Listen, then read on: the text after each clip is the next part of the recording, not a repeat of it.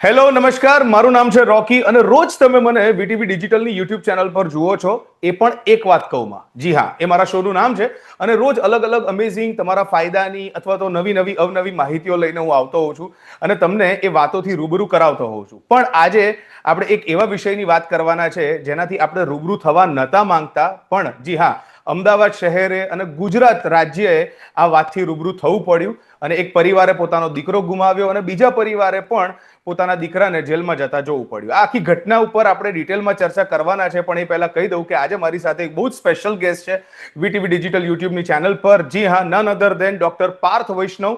ખૂબ ખૂબ ખૂબ અનુભવી ડોક્ટર કે જેઓ ગુજરાત સરકાર સાથે ઘણી બધી વખત કન્સલ્ટ કરી ચૂક્યા છે અને ભારતની અંદર પણ અને દેશ વિદેશમાં પોતાના નોલેજથી અને પોતાના સાયકોલોજીના સ્ટડીથી બહુ જ બધા લોકોને હેલ્પ કરી ચૂક્યા છે, બહુ જ બધા કેસીસ હેન્ડલ કરી ચૂક્યા છે. સ્ટુડન્ટ્સની, પેરેન્ટ્સની કે પછી અલગ અલગ ઉંમરના લોકોની જે માનસિકતા છે એમને સમજીને એમને શું તકલીફ છે, એમની શું પ્રોબ્લેમ્સ છે, એનું સોલ્યુશન આપી ચૂક્યા છે. સૌથી પહેલા તો doctor Parth Vaishnav, welcome to the show. Thank you so much તમારો ઇમ્પોર્ટન્ટ સમય આપવાને માટે. Thank you. Thank you so much. Thank you for this invitation, Rocky. Thank you. અને ડોક્ટર પાર્થ વૈષ્ણવની સાથે આપણે સીધા મુદ્દા પર વાત કરીએ કે સર, મણિનગરની એક સ્કૂલની અંદર 15-16 વર્ષનો છોકરો જે ભણવા માટે જાય છે અને એના જ ઉંમરના એક બીજા વિદ્યાર્થી દ્વારા એનું ખૂન થઈ જાય છે. બરાબર છે. અને સરખી જ ઉંમરના બે વ્યક્તિઓની અલગ અલગ માનસિકતા અહીંયા દેખાઈને આવે છે. આ બહુ જ ખરાબ એક ઇન્સિડન્ટ છે, મણિનગર માટે જ નહીં, અમદાવાદ શહેર માટે જ નહીં, ગુજરાત રાજ્ય માટે, ભારત દેશ માટે, કે જ્યાં આ ઉંમરના વિદ્યાર્થીઓની વચ્ચે, લોકોની વચ્ચે આ પ્રકારની માનસિકતા દેખાઈ રહી છે. તો સર, આ એકચ્યુઅલી તમે આ વસ્તુને કઈ રીતે જોઈ રહ્યા છો અને તમે કઈ રીતે આ વસ્તુને ઓવરવ્યૂ કરી રહ્યા છો એઝ અ સાયકેટ્રિસ્ટ? રોકી, આપણે થોડાક 5 વર્ષના ડેટાને એકવાર જોઈએ ઓકે. કે સ્કૂલ ગોઈંગ ચિલ્ડ્રનમાં ક્રાઇમ વધતો ગયો છે. એમાં ઓકે. પણ હિનિયસ ક્રાઇમ એટલે કે જે ગંભીર ક્રાઇમ જેને કહી શકાય હમ. એ 33% છે. ઓ. મતલબ કે 10% આમાં વધારો થયો છે છેલ્લા 5 વર્ષમાં. હમ. એટલે બાળકો જે આપણે કહી રહ્યા છે કે વાયોલેન્ટ અચાનક બનેલી ઘટના કે એક શરમાવનારી ઘટના, આઈ હમ. થિંક ઘટનાઓ બહુ જ વધી ગઈ છે. હમ. પણ આપણા નોટિસમાં, કારણ કે હમ. મીડિયાનું અટેન્શન જાય, હમ. છાપામાં છપાય, સોશિયલ મીડિયા પર પોસ્ટ જાય, એટલે આપણું અટેન્શન હમ. વધારે છે. પ્લસ અમદાવાદ એક ટાયર 1 સિટી જેવું થઈ ગયું છે હવે. રાઈટ. એટલે અમદાવાદમાં બનતી ઘટના લોકોની ધ્યાનમાં તરત આવવાની. હમ. આજના જ છાપામાં બાલાસિનોરમાં કંઈક સિમિલર કેસ બનેલો છે એવું આપણને જોવા મળ્યું છે. શહેર નાનું છે એટલે આપણને ખ્યાલ નથી ને ધમાલ થઈ નથી. હમ. આપણે લોકડાઉન પછી ખાસ જોઈએ તો લોકડાઉન પછીના કિડ્સ એ થોડાક જુદા છે. યસ. લોકડાઉન એક વાયરસને કારણે આવ્યું હતું, પણ હમ. આ વાયરસે આપણા બાયોલોજીકલ સાથે કોગ્નિટિવ એટલે મગજની સમજણ, આપણા ઇમોશન્સના પ્રોસેસિંગ, હમ. આપણા થોટ પ્રોસેસિંગ અને આપણા રિએક્શન્સ ઉપર એક બહુ જ ચેન્જ લાવેલું છે. હમ. છેલ્લા 5 વર્ષમાં બાળકો સ્ક્રીન્સને એટલું બધું એક્સપોઝ થયા છે. પછી હમ. કમ્પ્યુટરનું સ્ક્રીન હોય, લેપટોપનું હોય, એમના ટેબ્લેટ્સનું હોય અથવા તો એમના સ્માર્ટફોન્સનું હોય, હમ. કે બહુ જ નાની ઉંમરે બાળકોને એ બધી ઇન્ફોર્મેશનને એક્સેસ છે, જે પચાવવા રાઈટ. માટે હજી કદાચ હું અને તમે પણ મેચ્યોર નહીં થયા હોઈએ. હમ. એમાં આપણે બંને પણ કદાચ એક આઘાતનો રિસ્પોન્સ આપી શકીએ છીએ. હમ. અને કોઈ પણ બાળકને બહુ જ નાની ઉંમરે ઓવર ઇન્ફોર્મેશન એટલે ઇન્ફોર્મેશન ઓવરલોડ આપણે કહેતા હોઈએ છીએ, જો થઈ જાય હમ. તો તમે આની રીતે લો ને કે હાર્ડવેર એ બ્રેન છે અને અલગ અલગ ઇન્ફોર્મેશન એના પરનું સોફ્ટવેર છે. હમ. જ્યારે હાર્ડવેર ઉપર સોફ્ટવેર વધુ પડતું હાવી થઈ જાય ને તો હાર્ડવેર બ્રેકડાઉન થઈ જાય છે. એટલે બરાબર. જ્યારે બ્રેનને આટલી બધી ઇન્ફોર્મેશન મળે છે, જેનો રિસ્પોન્સ કેવી રીતે આપવો, જેને પ્રોસેસ કેવી રીતે કરવું, એ વધતું જ જાય છે તો બ્રેન બ્રેકડાઉન થઈ જાય છે. અને પછી બ્રેન બ્લેક ઓર વ્હાઇટ, હા અને ના, મારી દો બચાવી લો, ફ્રેન્ડ છે દુશ્મન છે, એટલે ઓહો. સ્પ્લિટ કરવા માંડે છે. એમાં પણ બાળકોની અંદર હજી એ એરિયાઝ બ્રેનના બન્યા જ નથી હોતા. તમે એક 12 વર્ષના બાળકની વાત કરી રહ્યા છો. હમ. 26 વર્ષની ઉંમર સુધી બ્રેનની મેચ્યોરિટી આવતી જ નથી. હજી બ્રેનના અંદર એનું ઓર્ગેનાઇઝેશન, એમાં અલગ અલગ એરિયાઝનું અંદર કનેક્શન આ ચાલતું હોય છે. 26 વર્ષની ઉંમરે પરિપક્વ બને છે, મેચ્યોર બને છે, જેથી કે ડિસિઝન મેકિંગ, રિસ્ક ટેકિંગ, આ બધી વસ્તુને સારી રીતે એસોસિએટ કરી શકે. હમ. 12 થી 16 વર્ષના બાળકોને દરેક જાતની ઇન્ફોર્મેશનનો એક્સેસ છે, પણ આ ઇન્ફોર્મેશનનું શું કરવું એનું પ્રોસેસિંગ કે સમજણ નથી. અને આ બહુ રિસ્કી વસ્તુ છે. It hmm. ઇઝ લાઈક બાળકો પાસે એક હથિયાર છે, પણ આ ક્યાં હમ. ના વાપરવાનું એની સમજણ નથી, એટલે ગમે ત્યાં વાપરવા માંડે છે. બાળકો નાનપણથી સ્ક્રીન ઉપર જોઈએ કે એમના સુપર હીરોઝ, જ્યારે એમની જિંદગીમાં વિલન આવે ને તો એને ગનથી, એને નાઇફથી, એને સ્વોર્ડથી, એમાં પણ માર્વેલે એક પછી એક મારો કરીને એટલી બધી સુપર હીરો સિરીઝ મૂકી છે. અને એવરીથિંગ ઇઝ વિથ રિવેન્જ. જ્યાં સુધી બદલો પૂરો નથી થતો, સુપર હીરો જમ્પ નથી લેતો. અને now we live in a very complicated era. લોકો વિલન્સ સાથે આઈડેન્ટિફાય કરે છે. એટલે આજે exactly Joker is more popular than a Batman. Exactly હું આજ વસ્તુ એટલે પૂછવાનો હતો. વિલન સાથે આઈડેન્ટિફાય કરનારા બાળકો પોતાની ડાર્ક સાઈડને બહાર લાવવા માટે વધારે ઉત્સુક હોય છે. દે ફીલ કે એમના અગ્રેશનને, એમની અંદરની ચોખ્ખી ગુજરાતીમાં કોને જંગલિયાતને જેટલી જલ્દી બહાર મૂકે ને એટલો અન્યાય એમની જોડે ઓછો થશે. સો અગેન એમણે મૂવી જોયું, પણ બેટમેન જેવા મૂવીઝ જે છે એકચ્યુઅલી એડલ્ટ એનિમેશનના મૂવી હતા. એ બાળકો માટે ક્યારે હતા એ નહીં. નતા. આજે આ બધા જ કન્ટેન્ટે છેલ્લા 5 વર્ષમાં બાળકોના મગજને ખાલી અગ્રેસિવ નહીં, વાયોલેન્ટ બનાવી દીધા છે. સો કિડ્સ પોતાના હાથમાં આખા ઇશ્યુને લઈ અને પોતાની રીતે સોલ્વ કરવા જાય છે. આમાં શું થાય છે કે એમનામાં સમજણ નથી કે કોઈ પણ એક્શનના કોન્સિક્વન્સીસ શું હોય. સિમ્પલી તમે સમજો ને કે અત્યારે આ ઇન્ટરવ્યુ આપતા મને ખબર છે કે બીજા કોઈનો ફોન ના ઉપાડે, કારણ કે એના કોન્સિક્વન્સીસ ખરાબ થાય કે લાઈવ ટીવી પર કોઈ ખોટી વસ્તુ જઈ રહી છે. બરાબર. બાળકોમાં એ અન્ડરસ્ટેન્ડિંગ છે કે ઇન્ટરવ્યુ ચાલે છે, પણ અધવચ્ચે એને અબોર્ટ ના કરે, કોન્સિક્વન્સ નથી સમજતા. આ જે ઘટના બની છે એમાં ક્યાંક આપણે સમજવું પડશે કે મોડેલિંગ લર્નિંગનો એક પ્રકાર છે. એટલે જે રોકી આદર્શ છે, રોકી જે કરે છે હું કરીશ તો હું રોકી જેવું બની શકું છું. એટલે હું સમજ્યા વગર કે ધીસ ઇઝ નોટ ઓનલી રોકી, એની અંદર ઘણું બધું ગયું હશે, એની મહેનત ગઈ હશે, ધેટ ઇઝ એકચ્યુઅલ રોકી, પણ મને એમ દેખાય છે કે આવું કરવાથી કદાચ આ બની જવાય. એમ છોકરાઓ વાયોલેન્સને યુઝ કરી અને એમના મગજમાં રાખેલા એમના મોડલ્સ, એમના સુપર હીરોઝ અથવા એમના પોતાને માટે બનાવેલી ઇમેજ કે મને કોઈ દબાવી ના શકે, હું આટલો અગ્રેસિવ છું, મારે આમ જવાબ આપવો પડે, મારે આમ બદલો લેવો પડે, સો દે આર એક્ટિંગ ફાસ્ટર. અને આ એક વન ઓફ ઇવેન્ટ નથી. તમે આજના કોઈ પણ બાળકને જુઓ ને, 7, 8, 10, 12 વર્ષના બાળકો, એ લોકો અલગ અલગ એવા વાયોલેન્ટ મૂવીઝ, કેરેક્ટર્સ, સુપર હીરોઝની વાતો કરે છે જે પેરેન્ટ્સને લાગે ઓહો આ તો એવી વાતો કરે છે જે અમે સાંભળી પણ નથી, પણ ખુશ થવા જેવું નથી. This is all going in a very wrong direction, હું માનું છું. એટલે આ જે આપણે જોયું ને, it is an outcome of a society. એક એવો સમાજ જે છેલ્લા કેટલાક વખતથી ટ્રાન્ઝિશન ફેઝમાં છે અને આપણે વચ્ચેનો ફેઝ જોઈ જ નથી શક્યા. આપણે માત્ર અગેન આઉટકમ જોઈ રહ્યા છે. ઓહો બાળકો આટલા વાયોલેન્ટ થઈ ગયા. છેલ્લા 5 વર્ષમાં બાળકોએ જે કર્યું છે ને, હવેના પરિણામ આવી રહ્યા છે, અને છેલ્લા 2 વર્ષમાં બહુ જ વધારે આવ્યા છે. એટલે એકચ્યુઅલી હું તમને આ જ સવાલ પૂછવાનો હતો કે આટલા અગ્રેસિવ નેચરનું કારણ શું? તમે પહેલા જ સવાલની અંદર બધા જ મુદ્દાઓ કવર કરી લીધા. તમે એકચ્યુઅલી સ્ટેટિસ્ટિક્સ સાથે, નંબર્સ સાથે આખી વાત મારી સાથે રજૂ કરી. કારણ કે સર કેવું થાય છે કે ટીનેજર્સ હોય કે પછી તમે રોડ ઉપર જનારા નોર્મલ ટ્રાફિકમાં પણ લોકોના બિહેવિયરને જો ઓબ્ઝર્વ કરો તો બધાને લડી જ લેવું હોય છે. હું પહેલો, બરાબર છે. ઘણી વખત એવું બનતું હોય કે તમે જો કોઈક વ્યક્તિને પહેલા જવા દો તો કદાચ તમારું કામ વધારે આસાન થઈ શકે, બટ સ્ટીલ લોકોનો ક્યાંક ને ક્યાંક જે ઈગો છે અથવા તો પછી આમ કહેવાય ને કે ઓલ્ટર ઈગો છે એટલો મોટો થઈ ગયો છે કે લોકોએ બધું કામ પોતે જ કરી લેવું છે, સૌથી વહેલા તે પહેલાના ધોરણે જ કરી લેવું છે, અને બધી જગ્યાએ આમ કહેવાય ને કે લડી લેવા માટે કે મારી જગ્યા કોઈ છીનવી ના જાય અથવા તો હું લોકોની જગ્યા છીનવી લઉં, એ પ્રકારના એટીટ્યુડ સાથે જ આગળ વધવું હોય છે. પણ આ આખો મુદ્દો આપણે જે મણિનગરમાં જોયો અને જે પ્રકારે પ્રોટેસ્ટ થયો, અને ઓબ્વિયસલી વસ્તુ છે કે કોઈ પણ કુટુંબ જ્યારે પોતાના બહુ જ નાની ઉંમરના દીકરાને ગુમાવે ત્યારે એમનું રિએક્શન બહુ જ ભાવુક આવવાનું છે, અને એમના કમ્યુનિટી તરફથી પણ બહુ જ ભાવુક રિએક્શન્સ આવ્યા. પણ આ આખી વાત એક દીકરાના જીવ ગુમાવવાથી લઈને હવે ધર્મ સુધી આવી ગઈ છે. અને મને આ પ્રશ્ન તમારી પાસેથી એઝ અ સાયકોલોજિસ્ટ જાણવો છે કે સર, એનો જવાબ જાણવો છે સર, કે આ જે ઘટના ઘટી, આ જે માનસિકતા છે, એને કોઈ પણ દિવસ ધર્મ સાથે કોઈ લેવા દેવા ખરા? રોકી, કોઈ પણ જાતનું કલ્ચર કે રિલિજિયન કે બિલીફ સિસ્ટમ, એક વ્યક્તિની વિચારધારા, એ એના વર્તનને, એની માનસિકતાને અથવા એના નિર્ણય શક્તિને ચોક્કસ બદલે છે. ઓકે. પણ ટુ બી ફેર, કોઈ પણ ધર્મ વાયોલેન્સ શીખવાડતું નથી.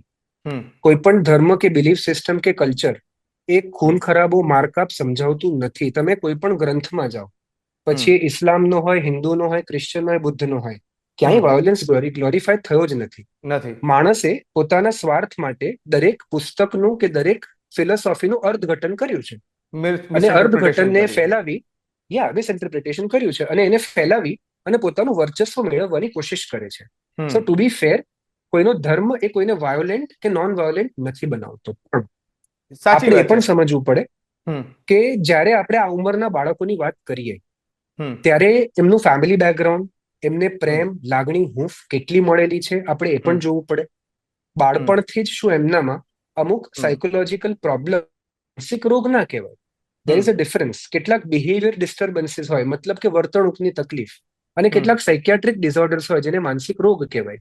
હમ વર્તણૂકની તકલીફ જો બાળકોમાં નાની ઉંમરે ઓળખવામાં આવી ગઈ, જેમ કે કેટલાક બાળકો હોય જે નાની ઉંમરથી સામું બોલવાનું શીખી જાય, અથવા તો પોતાના વડીલો હોય એમનું ડિસરિસ્પેક્ટ કરવામાં માને, હમ ઓથોરિટી હોય જેમ કે સ્કૂલ છે, ઘરમાં છે, ટ્યુશન્સમાં છે, હમ ઓથોરિટી ફિગર એટલે કે એક વ્યક્તિ જે એમને ઓથોરિટી લાગતો હોય એની વિરુદ્ધ જો એને બહુ જ ગમતું હોય, હમ સોસાયટીના નોર્મ્સ જે હોય, જે નીતિ નિયમ હોય એને ભંગ હમ કરવા, લીગલ ટ્રબલમાં પડવું એને ગમતું હોય, હમ પોતાનું વર્ચસ્વ જાળવવું, લોકોને પોતાની જે ઉંમર કરતા કે પોતાના ફિઝિકલ પાવર કરતા ઓછાને દબાવવા, આ બધું હમ ગમતું હોય, આ એક હમ કન્ડક્ટ ડિસઓર્ડર નામની વર્તણૂકની તકલીફ છે.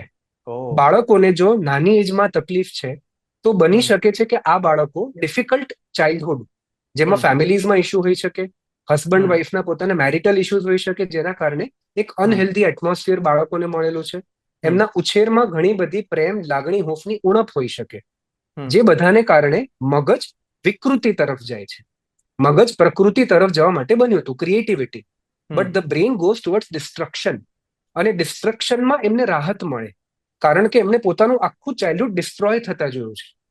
અને આ હમ ડિસ્ટ્રોય થતા ચાઇલ્ડહુડને એમણે આખા સમાજને ડિસ્ટ્રોય કરીને બતાડવું છે કે એમને હમ કેટલી વિકૃતિ જોવી પડી, હમ જેથી કે સમાજને વિકૃતિ બતાડીને ખબર પડે કે અમે આટલું સહન કર્યું છે. હમ કંડક્ટ ડિસઓર્ડરના બાળકોને તમે ગુનેગાર તરીકે, માનસિક રોગી તરીકે ના જોઈ શકો. આજે હમ સ્કૂલ્સમાં ઘણી બધી વાર સાયકોલોજીકલ ઇસ્યુથી પીડાતા બાળકોને સાઇડલાઇન કરી દેવામાં આવે કે હમ તોફાની છે, એ તો બહુ ખરાબ કહેવાય, પણ એ તો ગાંડો છે, એનું તો ચસકી ગયેલું છે, એ તો હમ સામું જ બોલે છે. હમ જેટલા બાળકો એક ક્લાસરૂમની બહાર ઉભા રહીને પોતાનું સ્કૂલિંગ કરે છે ને, હમ એ બાળકો એ આ સમાજ માટે ખતરો બની શકે છે. Trust me. ઓહ કારણ કે જો તમે આજે બાળકને એના ક્લાસમાંથી, એક 30-50 જણનો જે પણ ક્લાસ હોય એમાંથી હમ બહાર કાઢી અને એનું હમ અપમાન કર્યું છે, 12-15 વર્ષના બાળકને અપમાન શું એ ખબર નથી, પણ એને હમ ખરાબ લાગ્યું અને એના કોન્સિક્વન્સીસ સમજ્યા વગર બદલો લેવાની ભાવના એનામાં છે. હમ કે જ્યારે કોઈક બાળક એ ભણવામાં, સ્કૂલમાં, એના વર્તનમાં અથવા તો અલગ અલગ નિયમોને ફોલો કરવામાં પાછળ પડી જાય છે, તો હમ એને આઇસોલેટ નથી કરવાનું, એને વધારે ઇન્ક્લુડ કરવાનો છે. કદાચ એ બાળક પોતાના સમાજમાં, પરિવારમાં આઇસોલેટેડ છે, એટલા હમ માટે અટેન્શન સીક કરવા માટે આ રીતનું ખરાબ વર્તન એ કરી રહ્યો છે.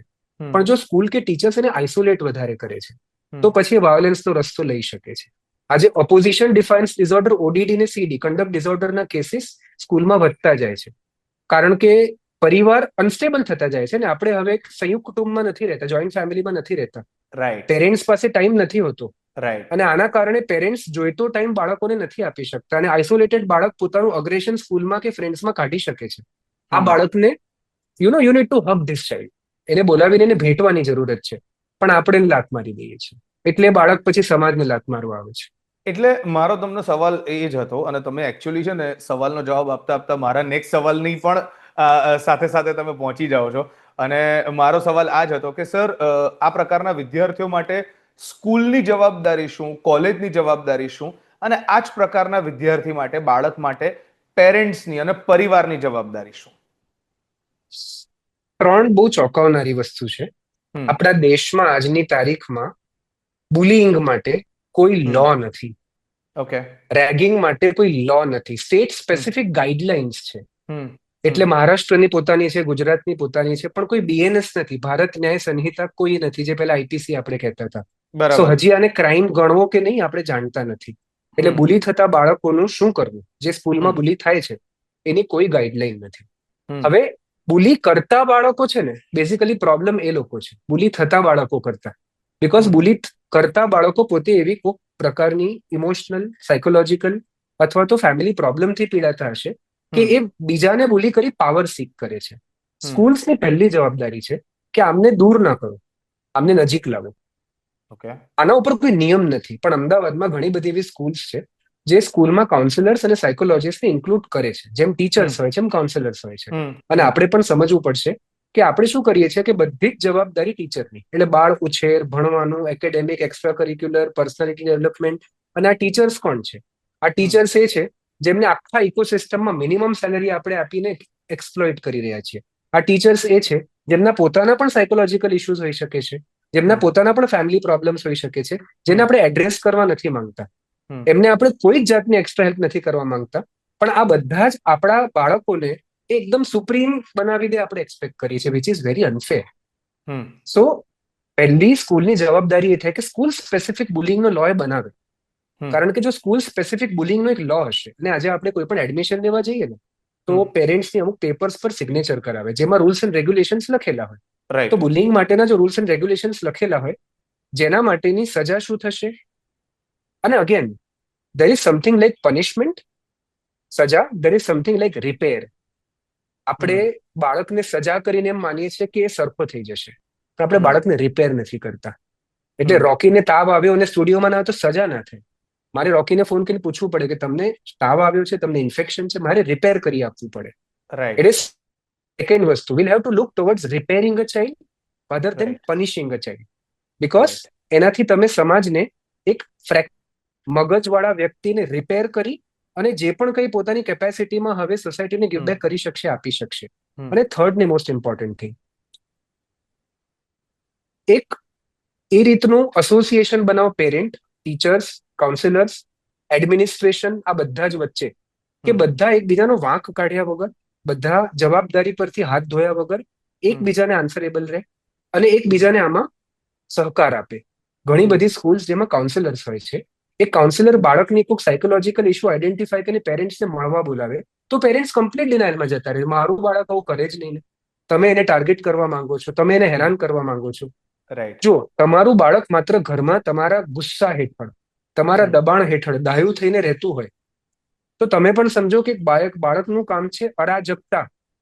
અ child is born to create anarchy, a child is not born to create a dynasty.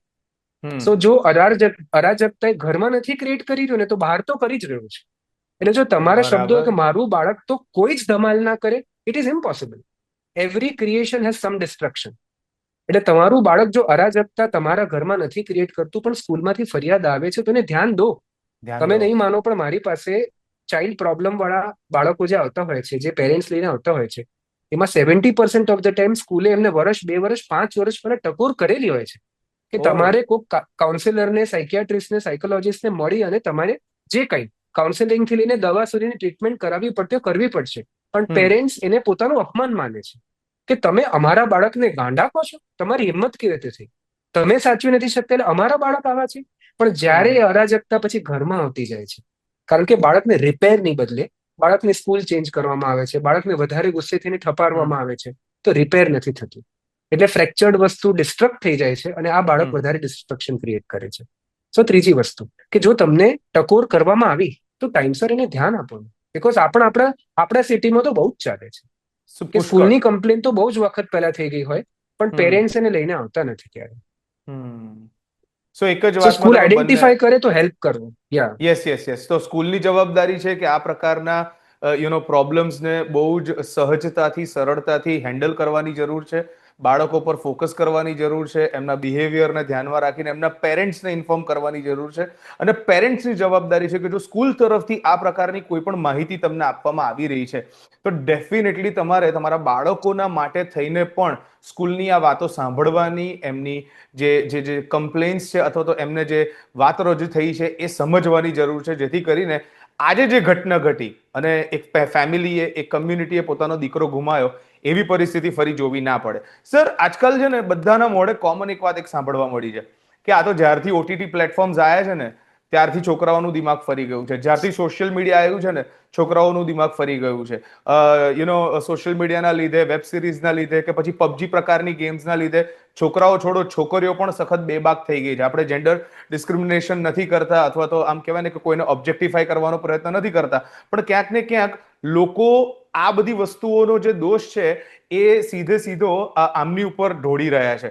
So sir, તમારું શું કેવું છે? Genuinely OTT platform, web series કે પછી સોશિયલ મીડિયા જવાબદાર છે આ બધી વસ્તુઓ માટે? આપણે એક 5 થી 15 વર્ષના બાળકના હાથમાં ગાડીનું સ્ટીયરિંગ વ્હીલ નથી આપતા. રાઈટ. આપણે આ ઉંમરના બાળકના હાથમાં ઘરના નિર્ણય લેવા માટે ચેકબુક નથી આપતા, રાઈટ. કે નહીં એને એવા કોઈ વસ્તુને એક્સેસ આપીએ છીએ જેનાથી એ હમ. કંઈક પણ વસ્તુને ચેન્જ કરી શકે. હમ. અને હમ. આપણે એમ માનીએ છીએ કે આ બાળ ઉછેર માટે બહુ સારી વસ્તુ છે. હમ. પણ આપણે આ જ બાળકોના હાથમાં એક એવું ડિવાઇસ આપીએ છીએ હમ. જેમાં ગેમ્સથી લઈ, શોપિંગથી લઈ, એકબીજા જોડે કમ્યુનિકેશનથી લઈ, streaming apps, platforms, video apps, આ બધું જ અવેલેબલ છે. હમ. અને આપણે કોઈ પણ વસ્તુનું સબસ્ક્રિપ્શન બાય પણ નથી કરતા જ્યાં સુધી ફ્રી છે ત્યાં સુધી. રાઈટ. પણ જ્યારે કોઈ સબસ્ક્રિપ્શન ફ્રી છે ત્યારે કિંમત તમારું બાળક છે, એ યાદ રાખજો. બીકોઝ એ ફ્રી વાહ. સબસ્ક્રિપ્શનના નામે જ્યારે અલગ અલગ પ્રકારની એડવર્ટાઇઝમેન્ટ બતાડવામાં આવે છે હમ. જે જોવાને પાત્ર નથી. એટલે ક્રિકેટ હમ. મેચ જોતી વખતે તમે પાન મસાલાની એડ જુઓ છો. હમ. યુટ્યુબ ઉપર બાળક જ્યારે પોતાના અલગ અલગ કાર્ટૂનના વિડીયો જોતો હોય ત્યારે હમ. એવા રમકડા જેને આ ઉંમરે રમવાના નથી એની એડ જુઓ છો. હમ. તમે એ ઠંડા પીણાની એડ જુઓ છો કે જે 7, 8, 10 વર્ષના બાળકને આપવાથી એના હમ. બોન્સના ડેવલપમેન્ટમાં પ્રોબ્લેમ્સ થઈ શકે છે, કારણ કે એરિએટેડ ડ્રિંક્સ છે. આ હમ. બધું જ બાળક જોઈએ છે. There is uncontrolled available information to a child between the age of 5 to 15. અને તમે એમ એક્સપેક્ટ કરો છો કે આ બાળક ઉપર કોઈ અસર નહીં કરે, કારણ કે હમ. બાળકે સમજવું પડે કે એને કેટલું સ્ક્રીન વાપરવાનું છે ને કેટલું નહીં. આપણા સમાજમાં આજે બાળકને કઈ ઉંમરે કેટલું ડિવાઇસ આપવું એની વાત કેમ નથી થતી? રાઈટ. આપણે નાના હતા, તમે નાના હતા ત્યારે એડલ્ટ મૂવીઝ બનતા હતા, વાયોલેન્ટ મૂવીઝ બનતા હતા. પણ હું તો એ જમાનામાં છું કે બુધવારે ચિત્રહારના ગીતોમાં નવા ગીત સાંભળવા મળે, અને પછી એફએમ ઉપર જ્યારે પહેલી વખત ગીત સાંભળ્યું હતું કે નવા ગીતો તમને રેડિયો પર પણ, કારણ કે જનરેશનનો છે જેને પહેલી એફએમ ની ચેનલ આવતા જોઈ છે. રાઈટ. તો રાઈટ. રાઈટ. આપણી પાસે વસ્તુઓનો એક્સેસ અમુક દિવસે હતો, આપણી હમ. મરજી હતો. અને ક્યાંક ને ક્યાંક ઘરમાં પણ ટીવી જોવા માટે છે ને આપણે પપ્પાની કે મમ્મીની પરમિશન લેવી પડતી હતી કે આજે એક સારો હા, પ્રોગ્રામ આવશે, શનિવાર છે અથવા તો રવિવારે આવતો જ રામાયણ એક કે દિવસે મહાભારત. હતો ને, એક રવિવારે જ એક્ઝેક્ટલી. આવતો હતો. એક્ઝેક્ટલી. યસ. એટલે એ બાબતમાં બી મા બાપનું એ ટાઈમે બાળકો ઉપરનું જે આમ કહેવાય ને કે પ્રભુત્વ હતું અથવા તો જે અંકુશ હતો એ પુષ્કળ હતો ને, એટલા જ માટે ક્યાંક ને ક્યાંક એ જનરેશનની જે કહેવાય ને કે સક્સેસ છે એ વધારે લાંબી ચાલી, અને ક્યાંક ને ક્યાંક એ જનરેશનમાં જે ન થવાની ઘટનાઓ હતી એ ન જ થઈ. પણ આજે જ્યારે તમે જેમ કહી રહ્યા છો કે બહુ જ નાના બાળકોને મોબાઈલનો, કમ્પ્યુટરનો, લેપટોપનો, ઈ કોમર્સ વેબસાઇટ્સનો એક્સેસ એટલો ઇઝીલી મળી ગયો છે કે ક્યાંક ને ક્યાંક જે ઘટનાઓ એમના સુધી અમુક અનુભવ અને ઉંમરે પહોંચવી જોઈએ એ પહેલા જ પહોંચી ગઈ છે. ઓટીટી પ્લેટફોર્મ્સે આજે બાળકોને બહુ જ રેસ્ટલેસ, અધીરા અને હમ. ઇનઅટેન્ટિવ બનાવેલા છે. હમ. આપણા ટાઈમે આપણે શો એના ટાઈમે આવીને વેઇટ કરતા હતા, અને પછી રાઈટ. નેક્સ્ટ શો આપણને આવતા જ રવિવારે જોવા મળશે આપણને ખબર હતી. એટલે રાઈટ. આખું અઠવાડિયું આપણે ફોન ઉપાડીને કે ટીવી ચાલુ કરીને મનમાં આવે ત્યારે શો નતા જોતા. આજે હમ. બાળકોને જ્યારે પણ કોઈ સિરીઝ લોન્ચ થાય છે તો 15 એપિસોડ, 12 એપિસોડ, 2 સિઝન. એટલે હમ. બાળકોમાં એ હવે આવેલી વસ્તુને જલ્દી કન્ઝ્યુમ કરવાની ઉતાવળ આવી જાય છે. હમ. તો તમે જુઓ તો છેલ્લા 5 વર્ષના બાળકો ઓટીટી પ્લેટફોર્મને કારણે રેસ્ટલેસ પણ એટલે થયા છે હમ. કે તમે ઈચ્છો ત્યારે પ્લે અને પોઝ કરી શકો છો. તમે રાઈટ. ઈચ્છો તો એક સાથે 14 એપિસોડ જોઈ શકો છો, 15 રાઈટ. એપિસોડ જોઈ શકો છો. હમ. તમે ઈચ્છો તો કોઈક મૂવીના અધવચ્ચેથી ઉભા થઈને બહાર નીકળી શકો છો, એને સ્વિચ ઓફ કે મને ન ગમ્યું. આપણે તો 50 ને 60 રૂપિયાની ટિકિટ ખરીદી હોય અને મૂવી ડબ્બા નીકળે તો 3 કલાક જોઈને જ બહાર નીકળતા હતા કે પૈસા ખર્ચ્યા છે, આમાંથી સાચી બહાર વાત. નહીં આવે. But people are so restless, એમને એટલા સાચી. બધા હુક જોઈએ છે. અને હુક્સ માટે ઓટીટી પ્લેટફોર્મ એટલું બધું મસાલેદાર કન્ટેન્ટ બનાવે છે કે હમ. મગજ ડોપામીનના સ્પાઇક્સમાં જ રહે, એટલે માણસ અદ્ધર જ રહે. એટલે બાળકો વિધાઉટ એની ડાઉટ ઓટીટી હમ. પ્લેટફોર્મના શોઝ જોઈને વધારે અદ્ધર તો થતા ગયા છે, બીકોઝ હમ. આ પ્લેટફોર્મે પોતાની વ્યુઅરશિપ જાળવવા માટે એક્સેસિવ હુક્સ બનાવવા પડે છે, જેથી કે લોકોનું અટેન્શન એ લોકો પોતાની તરફ હમ. રાખી મૂકે. પણ ઓટીટી હમ. પ્લેટફોર્મ બાળકો માટે બન્યા જ નતા. સો ટુ હમ. સે કે ઓટીટી પ્લેટફોર્મથી બાળકોનો વાયોલેન્સ વધ્યો છે, હા, હમ. કારણ કે આ વસ્તુ એમના માટે નથી. અને તમે રાઈટ. જે વસ્તુ જેમના માટે નથી આપો છો તો તકલીફ તો થાય છે. અમે બીજું શું કરી હમ. શકીએ છીએ? તમે નવા જન્મેલા બાળકને દાળ ભાત રોટલી શાક નથી જમાડતા, કારણ કે એના હમ. આંતરડાને પેટ હજી એટલે ડેવલપ થયા જ નથી કે આ સાચી બધી વાત. વસ્તુને પચાવી શકશે. પણ હમ. તમે 5 વર્ષના બાળકને યુટ્યુબ અને ઇન્સ્ટાગ્રામ દેખાડો છો, પણ એના હમ. મગજમાં એ હજી સેલ્સ બન્યા જ નથી કે આ બધી વસ્તુને પચાવી શકશે, એટલે બ્રેન હમ. ક્રેશ થઈ જાય છે. અને ક્યાંક ને ક્યાંક સર મને માત્ર આ તો એક સ્કૂલની ઘટના થઈ કે જેમાં એક બહુ જ યંગ છોકરાએ પોતાનો જીવ ગુમાવ્યો, એક બહુ જ યંગ છોકરો કે જે હવે આવનાર અમુક વર્ષો જેલની સજા કાપશે. પણ આપણે આ વસ્તુઓથી એ પણ મને એક ઓબ્ઝર્વેશન થાય છે કે પાછલા અમુક વર્ષોની અંદર આ જ ઉંમરના લોકો દ્વારા અલગ અલગ એરિયામાં ક્રાઇમ કમિટ થઈ રહ્યા છે, જેમ કે હિટ એન્ડ રન ના થયા, અથવા તો ગ્રુપ બનાવીને કોઈક એરિયામાં જવું. આજે આ સ્કૂલની બહાર થયું, બરાબર છે, આપણે સ્કૂલની જવાબદારીઓની વાત કરી, પેરેન્ટ્સની જવાબદારીઓની વાત કરી, પણ મને પ્રશ્ન એ બી થાય છે કે કારણ કે હિટ એન્ડ રનના કેસીસ થઈ રહ્યા છે, મર્ડર્સ થઈ રહ્યા છે, ચોરી થઈ રહી છે, અલગ અલગ પ્રકારના ઘણા બધા યંગસ્ટર્સ અને ટીનેજર્સ દ્વારા ક્રાઇમ કમિટ કરવામાં આવી રહ્યા છે. સો પેરેન્ટ્સની જવાબદારી છે, સ્કૂલની કે કોલેજની જવાબદારી છે, પણ એક થર્ડ પાર્ટી તરીકે આપણે જ્યારે આવી જગ્યાઓથી પસાર થતા હોઈએ છીએ, જેમ કે આ સ્કૂલ આગળ આ ઘટના બની, એ દીકરો સામેની સાઈડથી આવ્યો કે સ્કૂલના પ્રિમાઇસીસમાં આવ્યો કે જ્યાં પણ એની પર અટેક થયો અને એને તરત સારવાર ના મળી એટલા માટે એનું મૃત્યુ થયું. જો કદાચ થોડીક વધારે જલ્દી એને સારવાર આપવામાં આવી હોત તો એ દીકરો આજે હયાત હોત, અને જે પરિવાર છે, આખી કમ્યુનિટી છે, જે દુઃખી છે, એ લોકો કદાચ આટલું દુઃખ વ્યક્ત ન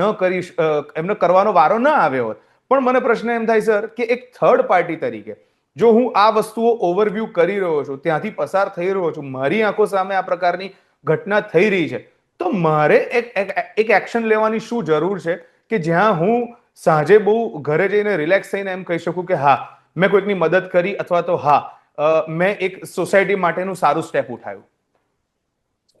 કોઈ પણ બનેલી ઘટનાને આપણે એનાલાઇઝ કરીએ. એનાલાઇઝ એટલે એના પોઝિટિવ્સ અને નેગેટિવ્સ બંને જોઈએ, હમ તો ઘણો બધો ફરક પડશે. ફોર એક્ઝામ્પલ, અત્યારની આ જે ઘટના બની છે એનાથી તમારા મારા જેવા લોકો, આપણી આસપાસના સમાજના લોકોમાં આ રીતના બાળકો જેમના બિહેવિયર ઇશ્યુઝ હોય, જેમની સ્કૂલમાં તકલીફો ચાલતી હોય, જેમના રિઝલ્ટ એકેડેમિક કરિયરમાં પ્રોબ્લેમ્સ ચાલતા હોય, જેમની ઉદ્ધતાઈ સોસાયટીમાં, સ્કૂલમાં, પરિવારમાં માથાકૂટ ચાલતી હોય, એને આઈડેન્ટિફાઈ કરીને રેડ ફ્લેગ કરી શકીએ છીએ કે સંભવ છે કે આ બાળકને કંઈક તકલીફ હશે કાં તો થઈ શકે છે, અને એને ધમકાવવા, ડરાવવા અથવા તો કોઈક એડવાઇસ આપવા કરતા વધારે સમજવાની જરૂર છે. આપણે કે ગુનેગારને એટલી કડીમાં કડી સજા આપી દો કે કોઈ આવું ફરીથી ભવિષ્યમાં કરે નહીં. રાઈટ. પણ તમે એક વસ્તુ ભૂલી જાઓ છો, માને છે કે હું નિયમથી પરે છું અને હું આ વખતે ગુનો એ રીતે કરીશ કે હું પકડાઉં નહીં. એ માણસને પોતાના ગુનાને ચેન્જ કરવાની પદ્ધતિ શીખવાડે છે. એ માણસને ચેન્જ નથી કરતી. અગેન, તમે માણસને રિપેર કરવા માંગો છો કે તમે માણસને પનિશ કરવા માંગો છો? હું એમ માનું છું કે આ બાળકને જો ખરાબમાં ખરાબ રીતે પનિશ કરવામાં આવ્યું ને, તો આના જેવા લોકો અલ્ટિમેટલી હીરો બની જાય છે. કારણ કે એક આખો વર્ગ એવો ઉભો થશે જે એમ આઈડેન્ટિફાઈ કરશે કે પણ એ તો બુલિંગની વિરુદ્ધ હતો, પણ એણે તો કોકને બચાવ કરવાની કોશિશ કરી હતી, પણ એ તો પોતાના અવાજ માટે ઉભો રહ્યો હતો. દરેક અવાજ માટે કાઉન્ટર અવાજ સમાજમાં ઉભો થવાનો જ છે. તમે જો કોક હૃદયતાથી માત્ર પનિશ કરવાના છો, તો એણે ગમે તેટલું ખરાબ કૃત્ય કર્યો એક દિવસે હીરો બનવાનો જ છે. હિટ એન્ડ રનમાં ફસાયેલા મોટા ભાગના લોકો માટે વર્ષ નથી પતતું કે એક આખી સોશિયલ મીડિયા પર હવા ચાલુ થઈ જાય છે કે પણ એણે તો હિટ એન્ડ રન કર્યું, પણ ઓલા લોકો રસ્તાની વચ્ચે શું કરી રહ્યા હતા? સાચી વાત. કારણ કે લોકો એમ જુએ છે કે પેલાને તમે સજા આપીને કેટલી આપશો હજી હવે? પનિશમેન્ટ ઇઝ નોટ જેનાથી સમાજ ચેન્જ થશે. રિપેર માટે આઈડેન્ટિફાઈ કે આપણી આસપાસ કેટલા લીક થતા બાળકો છે. એક પ્લમ્બર આવી અને પાણી ક્યાં ક્યાં લીક થાય છે જુએ છે ને. આજે આપણે બધાએ ઘરે જઈ અને આ રીતની વાતો વધારે કરીને એક એક જણે એટલીસ્ટ એક બાળકને આઈડેન્ટિફાઈ કરવાનું. મારે એક બાળકને, તમારે એક બાળકને. અને એમ નથી કહેતો કે એને જઈને કહી દે કે તું આવું ભવિષ્યમાં કરી શકે છે. આમાં રેડ ફ્લેગ મૂકી અને એના વડીલ સાથે વાત કરો કે ઘટના ખરાબ બની છે, આપણા બાળકોમાં ન થાય એના માટે આપણે અમુક સાયકો એજ્યુકેશન એમને આપવાની જરૂરત છે.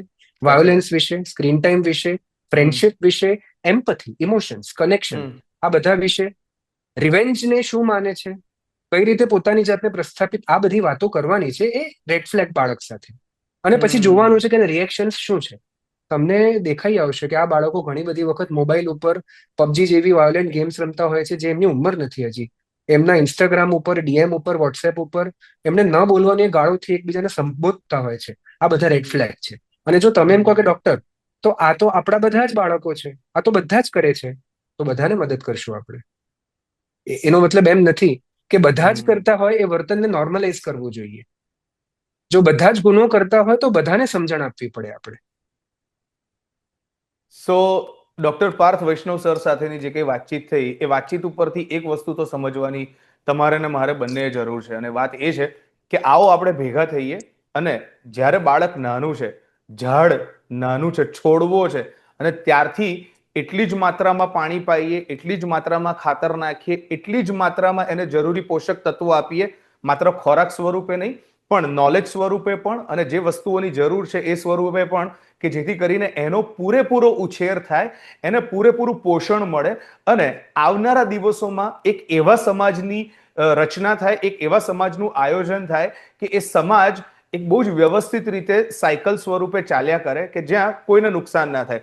એક બહુ જ દુઃખદ ઘટના ઉપર આજે મેં ડોક્ટર પાર્થ વૈષ્ણવ સાથે વાત કરી કે જ્યાં એક બહુ જ યંગ છોકરાએ પોતાનો જીવ ગુમાવ્યો અને એક બહુ જ યંગ છોકરાએ પોતાનું ભવિષ્ય બગાડી નાખ્યું, અને બંને દીકરાઓએ પોતાના પરિવારોને એક એવી વાત સાથે દુઃખી કર્યા છે કે જ્યાં ખરેખર હવે આગળના સમયમાં એ લોકો કેવી રીતે આ વસ્તુ સાથે કોપ અપ કરશે એ ખબર નથી. પણ thank you so much doctor Parth Vaishnav, તમારો બહુ જ અગત્યનો સમય તમે અમને આપ્યો. આપણે પ્રાર્થના કરીએ, Thank you so આપણે એવા much. પ્રયત્નો કરીએ, અને 100% ડોક્ટર પાર્થ વૈષ્ણવ યુટ્યુબ પર, ઇન્સ્ટાગ્રામ પર બહુ જ એક્ટિવ છે, તમે એમનો પણ સંપર્ક કરી શકો છો. પણ આપણે એક એવા સમાજની યોજના કરીએ, એક રચના કરીએ કે જેથી કરીને આવનારા સમયમાં આવા પ્રકારની ઘટનાઓથી તમારે કે મારે આજુબાજુ રહેનારા લોકોએ રૂબરૂ થવાનો વારો ના આવે. વીટીવી યુટ્યુબ ડિજિટલની ચેનલને તમે પ્લીઝ ફોલો, સબસ્ક્રાઇબ કરજો, બેલ આઇકન દબાવજો, અને આ વિડીયો ડોક્ટર પાર્થ વૈષ્ણવ સાથેની વાતોનો વિડીયો એક વાત કહુંમાં તમને કેવો લાગ્યો પ્લીઝ કમેન્ટ સેક્શનમાં જઈને ડેફિનેટલી અમને જણાવજો. થેન્ક યુ સો મચ, અને જોતા રહેજો વીટીવી ડિજિટલની YouTube channel. Thank you. Thank you. Thank you sir, thank you so much. ખૂબ Thank ખૂબ you so આભાર. much. Thank you. અને ખૂબ ખૂબ તમારી આભાર. તબિયત સારી નથી પણ તેમ છતાં પણ તમે સમય કાઢ્યો, Pleasure, એના માટે દિલથી થેન્ક યુ, દિલથી thank you sir. Thank you so much. Thank you. Thank you.